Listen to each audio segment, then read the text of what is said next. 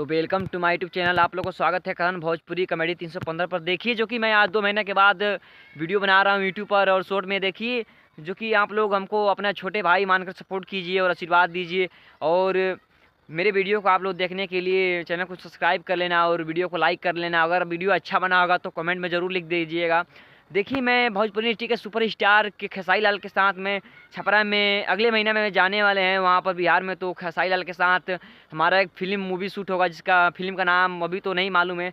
और मेरे वीडियो या फिल्म देखने के लिए मेरे चैनल को सब्सक्राइब कर लेना और वीडियो को लाइक कर लेना।